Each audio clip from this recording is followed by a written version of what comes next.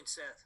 Good morning, guys. Good morning, Steve. The rest of you, it's obviously good to have this opportunity during the season to get in front of you and field some of your questions and, just to kind of open things up and give you a little bit about where we're at. And, I think everybody knows kind of where we're at from a record standpoint, but as a team, we're trying to move on from last weekend's loss. We're trying to obviously move forward, push forward, trying to emphasize some of the things that we've done extremely well, some of the things that we've done well but can do better, and then obviously on both sides of the ball or all three phases.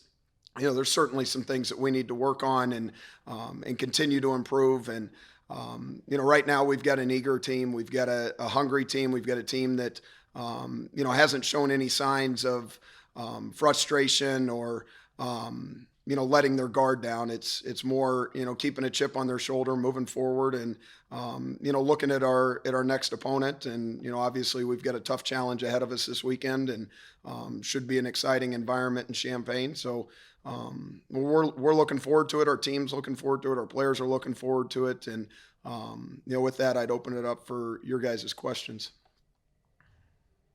All right, guys, so raise your hand when you have a question. I'm sure everyone does. So we'll start off with John Steppe. Hi, Seth. How are you? I'm good, John. You? Good, thank you. How have you seen Jay Higgins develop? Jay Higgins' opportunity is probably long overdue. I would start there, and his development is it's continued to improve. He took obviously a lot of steps, as you guys know, and a lot of snaps during the spring portion of our calendar with those other three on the shelf. And we knew what we had in Jay Higgins. I think Jay Higgins knew what we had in him. The unfortunate thing was there was a party in front of him that was doing some good things well, and they had their feet on the ground. And the door opened up for him this past week. Really over the last couple of weeks, the doors opened up for him with Jess's injury, and we found a way to get him into the rotation. And he's done a good job. I would say he's done well considering the circumstances and the unpredictability of him going in there at the time of the year. My guess is he'll just continue to improve, and you guys will see that. It'll be very noticeable. And, I'm really proud of where Jay's at and what he's done for us. Scott Dochterman. Yes, Seth. How often do you guys work with the cash? Is that more of a secondary with Phil, or do you get to work with Cooper and Castro very often? Yeah, it's a good question, Scott. And Phil and I have a unique relationship dating back to '06 when I first got here, and I think that's probably one reason why I think the cash position is it could go either way.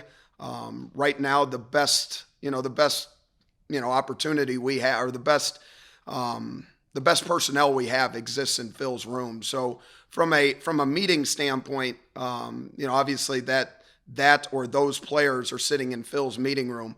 From an on the field standpoint, there's a lot of carryover that comes back to the linebacker room. And I think if you witnessed our day to day, you would find that both of us are coaching the position, because there are a lot of parallels, both in the back end but also in the front seven. And you've seen where some teams have I wouldn't say taken advantage, but they put us in situations where that guy's in there, and other than body type or jersey number, he doesn't look much different than a linebacker or what a linebacker's supposed to do. So, you'll find the coaching between series go back and forth between Phil and I with Sebastian or Coop, and then it's just I'd tell you it's a good working relationship with that position.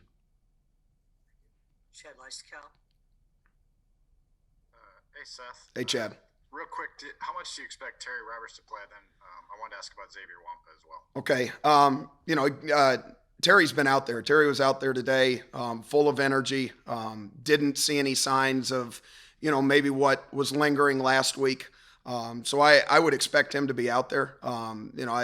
I don't know how much that changes us. It probably puts us back 2 weeks ago when he was out there, or 3 weeks ago when he was out there, and what we were doing personnel wise. But unless something creeps in here in the next 72 hours, I would fully expect Terry Roberts to be out there on Saturday. And then, as your assistant defensive coordinator had here, what has kind of been your plan for Xavier Wampa's development this year, and what maybe can he bring to the table beyond special teams, if at all, for the rest of the season? Here's what I would tell you about Xavier.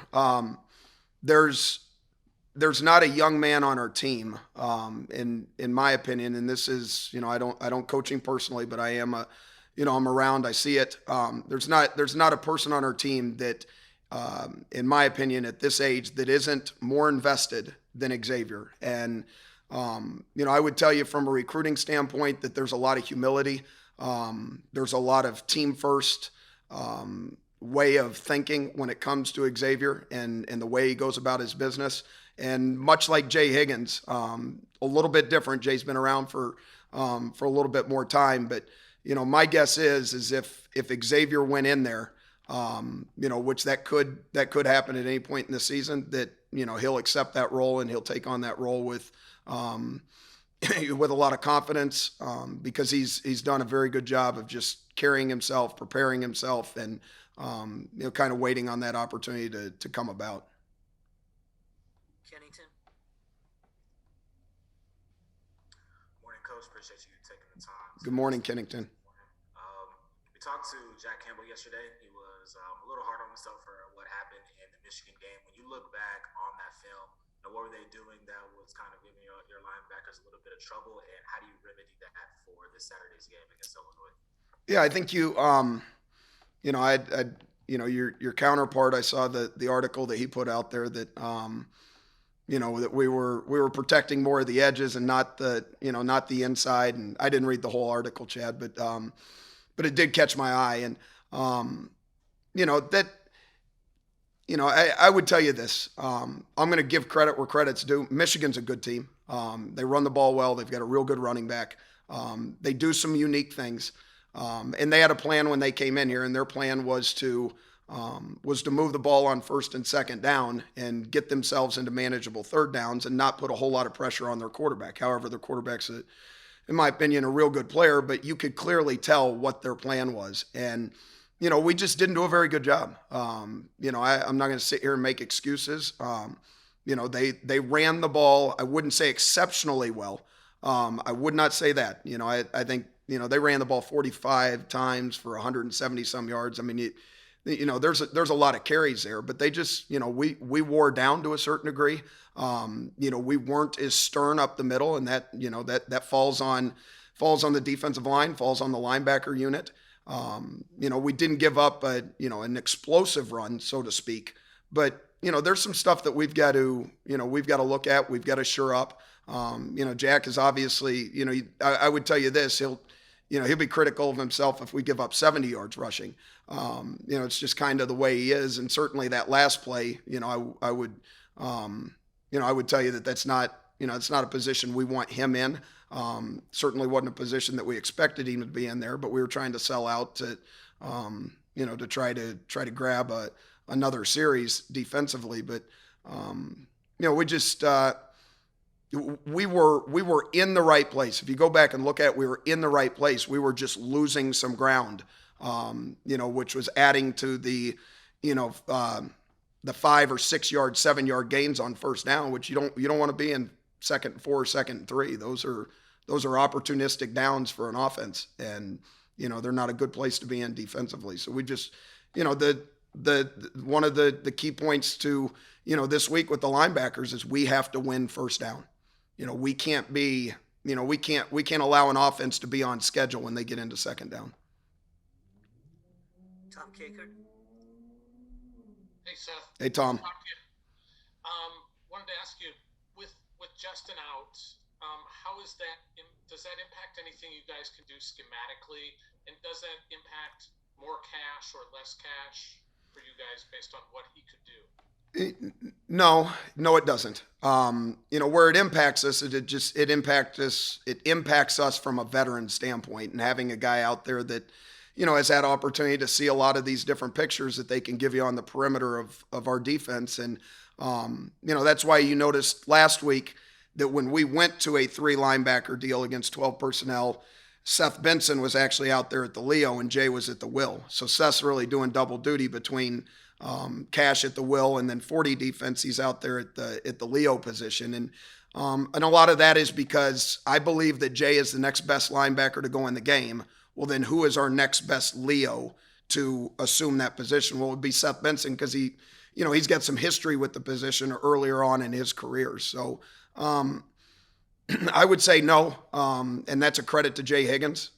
Me answering that question in that way. I don't see us losing much there, other than just the experience that exists out there on the perimeter in the Leo position, and it doesn't affect whether we're going Cash or Leo. If a team's really trying to attack us run game wise on the perimeter, even in 11 personnel, we should probably find our way into 40 defense to ensure that hardness out on the perimeter. Hopefully that you'd get out of a linebacker. But Cooper does a great job.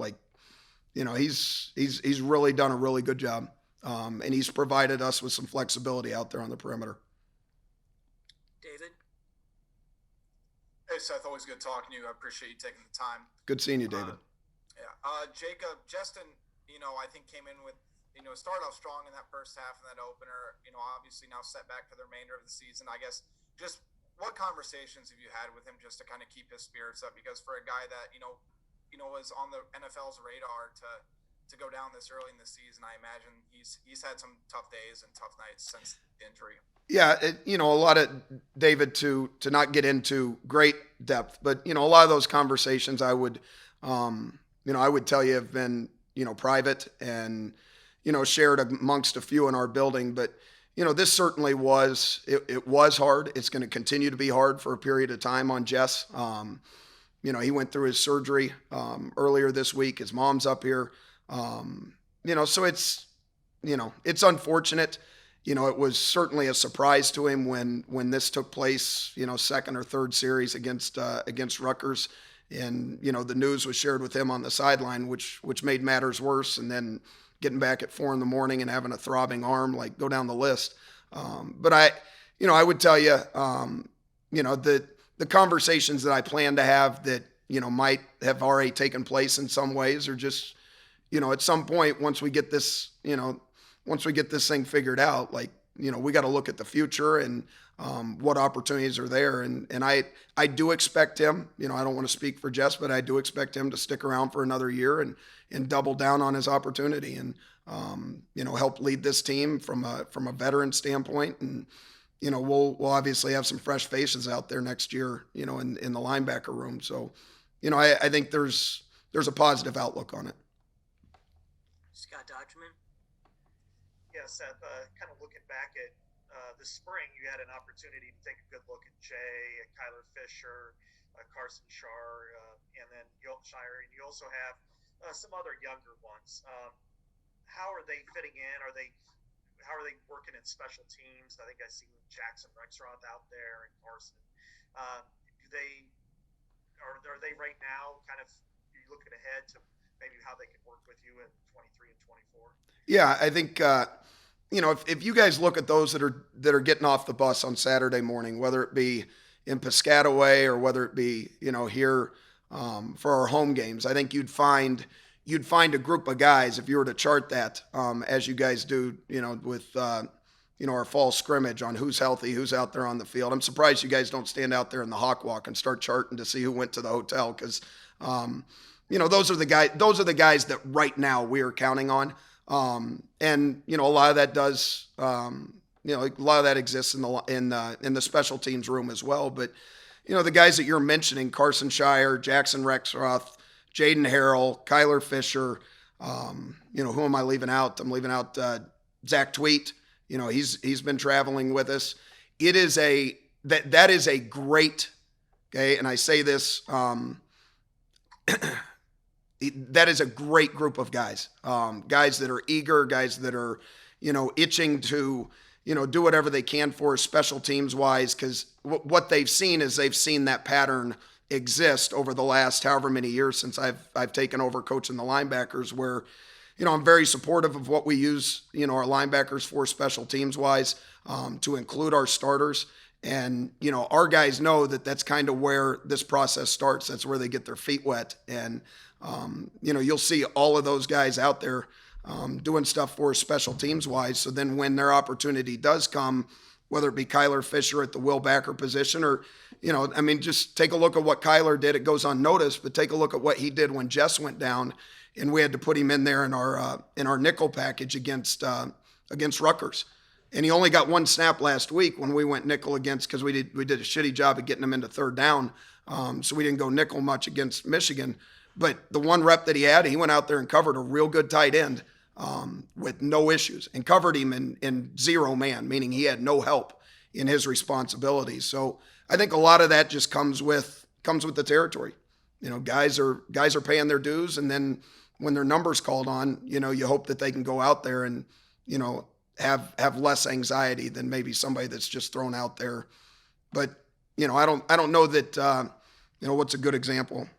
I was telling one of the linebackers yesterday, we had one of the linebackers sit out of practice. I won't tell you who it was that had to sit out for a day, but another one had to jump in. Well, I'm sure he woke up that morning not thinking that he was going to have to go in there and assume, one of those second team roles. And then next thing you know, he's out there for, 55 snaps, competing against our offense, competing against our scouts. And earlier that morning, if he wasn't wired right, he could have pissed away the whole day.